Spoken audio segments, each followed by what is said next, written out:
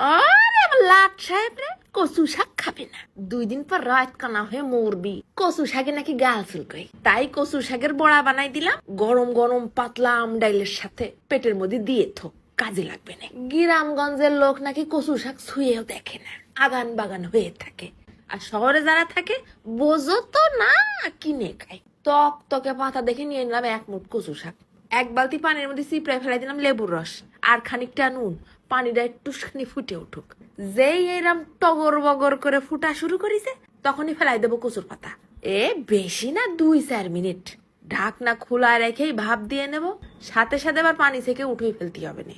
তারপরে আবার মাজায় কাপড় বাইন্ধে অপেক্ষা করতে হবে ঠান্ডা হওয়ার। ঠান্ডা হয়ে গেলে কোনো কথা হবে না, চিপড়ায় চিপড়ায় শেষ পানি বিন্দুটুকুও ফেলাই দিতে হবে, নাই কিন্তু আবার গাল চুলকোয় ফেলতে পারে। এইবারে একদম একটা ছুরি দিয়ে কুচোই নেবো, ঝুরি কুচি। কচুর পাতা সিদ্ধ হতে দেরি লাগে, সিদ্ধ হয়ে এমনি ঘেটা ঘেটা হয়ে গেছে। এবার দিচ্ছি টুসখানি হলদির গুঁড়ো, দিলাম আবার আরো খানিকটা ধইনের গুঁড়ো, 1 চামচের মতন শুকনো ঝালের গুঁড়ো আর খানিকটা নুন। তারপর আবার মাইরে দিলাম 2 টেবিল চামচের মতন চাইলের গুঁড়ো আর 1 টেবিল চামচ কর্নফ্লাওয়ার। কর্নফ্লাওয়ার না থাকলেও সমস্যা নেই, শুধু চাইলের গুঁড়ো দিয়েও কাম চালাই নিতে পারবানি। এরপর ভাঙিয়ে দেবো একটা ডিম, চিপড়ায় দিলাম আবার আরো 1 পিস লেবুর রস। গাল চুলকাবি এত সস্তা। দিয়ে দিতে হবে না ঝুরি কুচি করা কয় কুয়া রসুন আর 2-3টে পেঁয়াজ কুচি। এবার সব একসাথে আলু থালু করে মাখাই নেব। বিশ্বাস কর বুন্ডি 1 ফোঁটা গাল চুলকোয়নি। কিন্তু ডুবো তেলে ভাজবো না, ভাজতে হবে সেকা তেলে। কড়াইয়ের পর ফেলাই দিছি একটু ঝারা সর্ষের তেল। চুলো জালটাও একদম মিডিয়াম লো করা, পাতলা পাতলা করে বড়াগুলো বিছাই দেবো। এপিট ওপিট লাল লাল করে ভাইজে নিলেই হয়ে যাবে না। গরম গরম এই কচু শাকের বড়া দিয়ে ভাত খাতে যে কি টেস্ট।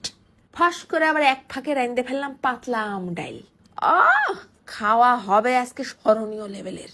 আর সাথে যদি এরকম গরম গরম কচুর বড়া হয়, ডাইলের সাথে ভাত মাখাই নিয়ে সুরুত সুরুত করে গালে তুলে দিয়ে কুটকুট করে বড়া কামড়ায় খাতে হবে। কি কবরে শোনা, বড়াটা এত দারুণ টেস্ট হয়েছে, এই 2-3 পিসে আমার ভাগ্যে জুটিছে। আমার ওলকপি তো খাইছে শুধু শুধু, আর তার ভাই খাইছে ভাত দিয়ে, লাগিছে সেই স্বাদ। ছাওয়াল পাওয়াল নাকি কচু শাক খায় না, বাইনা করে। এরম করে বড়া ভাজে দিলে ডাল ভাতের সাথে চপাত চপাত করে উঠে যাবে। বুঝাই যাচ্ছে না যে কচু শাক দিয়ে বানানো। গরম গরম কচু শাকের বড়াটা তো উপর দিয়ে লাগিছে সেই ক্রিস্পি, আর মধ্যিটা একদম নরম তুলতুলে। ডিম দিছি না, ফাঁকে ফাঁকে আবার একটু কসমস করে ঝাল কামড়ায় খাইলাম। আমার ওলকপি তো শুধু শুধুই মেরে দিছে, তিনি তো আবার ভাজা পোড়া খাওয়ার উস্তাদ। তা বড়াটা খাতে কিন্তু ফাইন স্বাদ হইল। তা তোমরা যারা কচু শাকের ঘোটা খাতে খাতে একঘেয়েমি হয়ে গেছো, তারা কিন্তু এরম কচু শাকের বড়া বানাই খাতে পারো। কমেন্ট করতে যেন ভুলো না। চলে গেলাম আজকে খাতে খাতে।